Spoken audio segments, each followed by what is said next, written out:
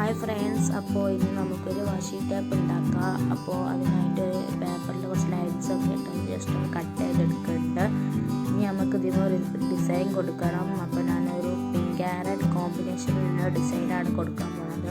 അപ്പോൾ പിങ്ക് ഒന്ന് ഫുള്ളായിട്ട് അടിച്ചതിന് ശേഷം റെഡ് കൊണ്ട് ലവ് സിമ്പിൾസ് ആണ് ഞാൻ ഇട്ട് കൊടുക്കുന്നത്. ഒരു സിമ്പിൾ ഡിസൈനാണ് ഞാൻ കൊടുക്കുന്നത്. ഇനി നമുക്ക് വേണമെങ്കിൽ വേറെ ഡിസൈനൊക്കെ കൊടുക്കാം കേട്ടോ.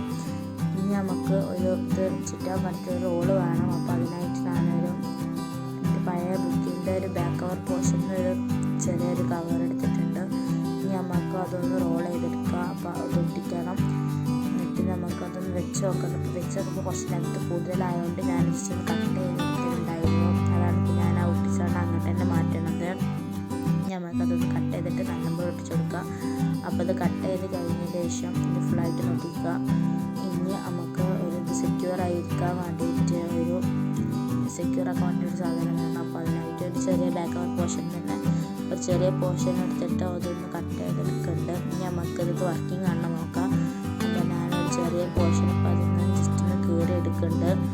എന്നിട്ട് നമുക്കൊന്ന് ഗ്ലൂ തേച്ച് നമ്മളെ ബുക്കിൽ ഒന്ന് ഒട്ടിച്ച് നോക്കാം. അപ്പോൾ ഗായ്സ്, ഇതിൻ്റെ ഫസ്റ്റ് വോയിസ് ഓവർ വീഡിയോ ആണ്.